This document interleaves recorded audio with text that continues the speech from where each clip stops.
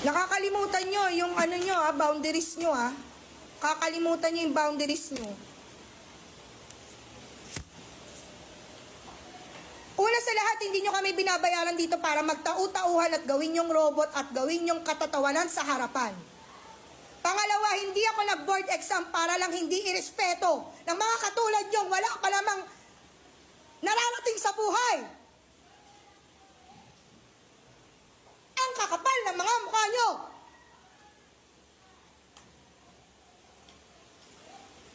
Di nyo nga kaya buhayin yung mga sarili nyo? Di kayo marunong rumispeto?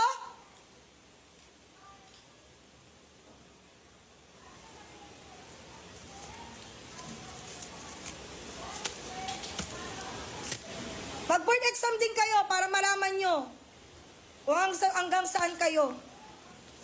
Baka hindi pa nga kayo pumasa sa ugali nyong ganyan. Di na nga kayo matalino Sama pa ng ugali. Wala kayong mararating. Ako na nagsasabi sa inyo. Wala kayong lugar sa mundo.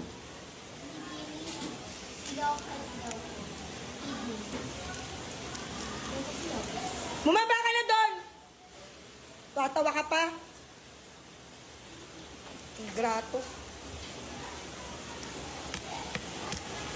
Galing squatter.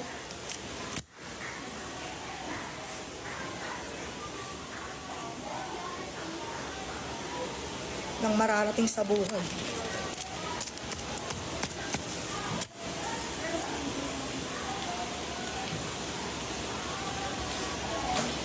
Magandang araw po sa lahat. Bibigyan po natin ng reaksyon ang isang guro na viral po ngayon dahil sa kanyang ginawang live habang sermon sa kanyang mga estudyante. So sa tingin ko naman, wala namang masama sa ginawa ng guro habang ito ay nagsisermon sa kanyang mga estudyante. Kasi isipin nyo naman, kung kayo rin naman ang may lagay sa sitwasyon ng guro. Sa pamilya natin, sa pamilya nga natin, kapag meron lang tayong isang pasaway na anak, sa mga magulang dyan, meron tayong isang pasaway na anak, nakukonsumisyon na nga tayo. How much more pa kaya yung isang guro na pinagsama-sama, nagkaroon siya ng, sabihin natin sa hawak ng estudyante is 40 at meron kang mga 15 pasaway doon.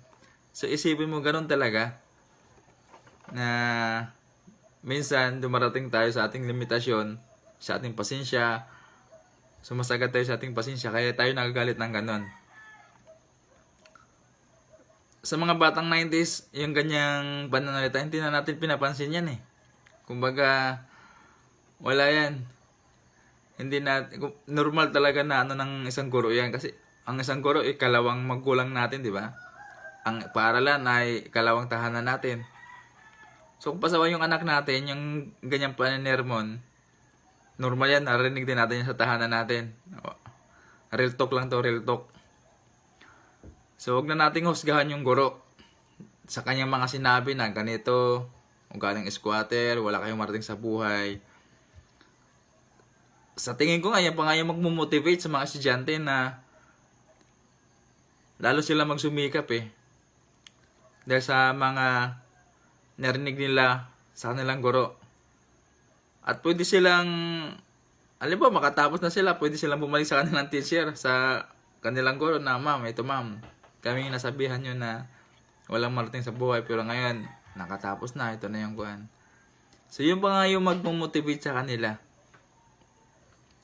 Kaya para sa akin, wala akong nakitang mali sa ginawa ng guro, sa kanyang pamaraan ng kung paano siya nagalit sa kanyang mga estudyante.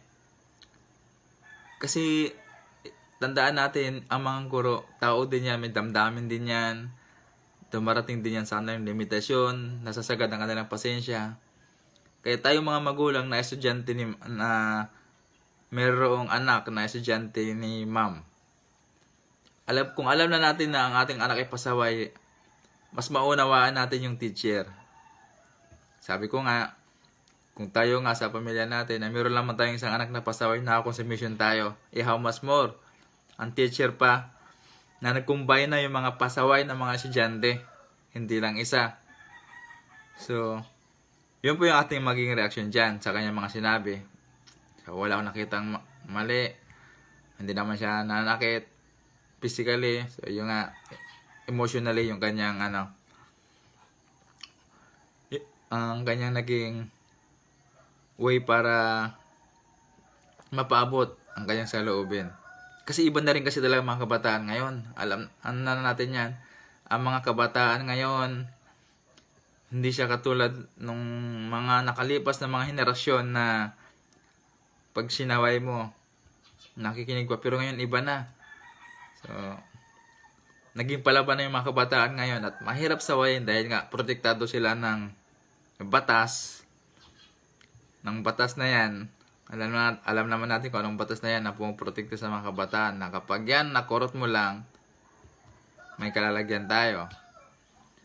So yun. So ano nga ba ang mali ng teacher? Sa tingin ko, ang nakita kong mali ng teacher ay nabanggit niya yun on live. Yun.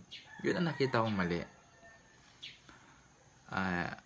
Siyempre sa henerasyon ngayon, sa panahon ngayon na maraming gumagamit ng social media, nandyan agad na na-judge agad natin yung teacher.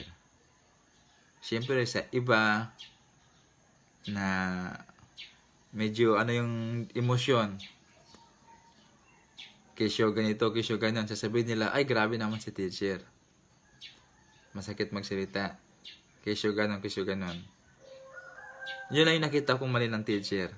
Na ipadaan niya ito sa pamamagitan ng live.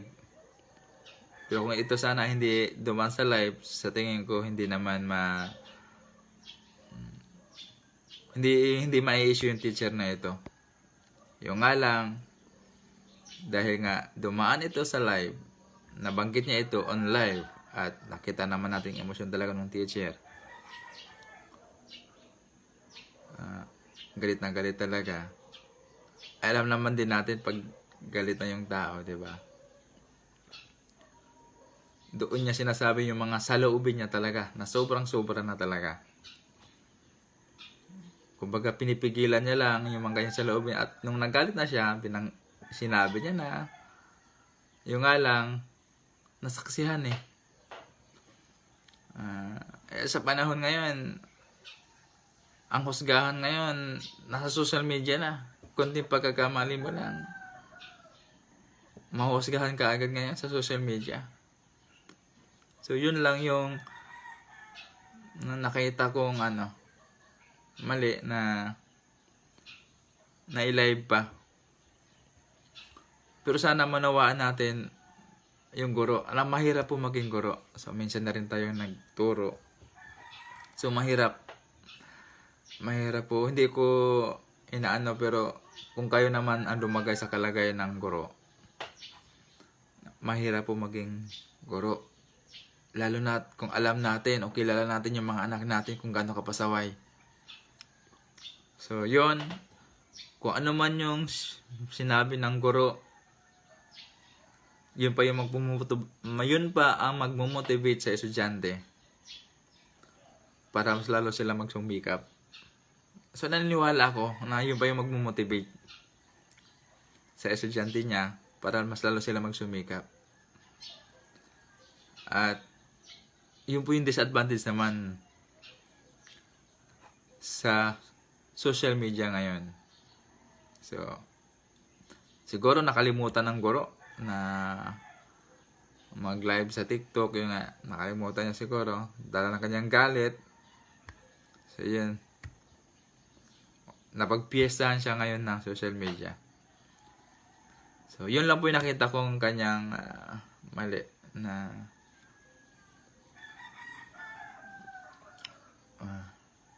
i-live niya ang kanyang paninirmon. Pero yung kanyang mga sinabi, wala yun.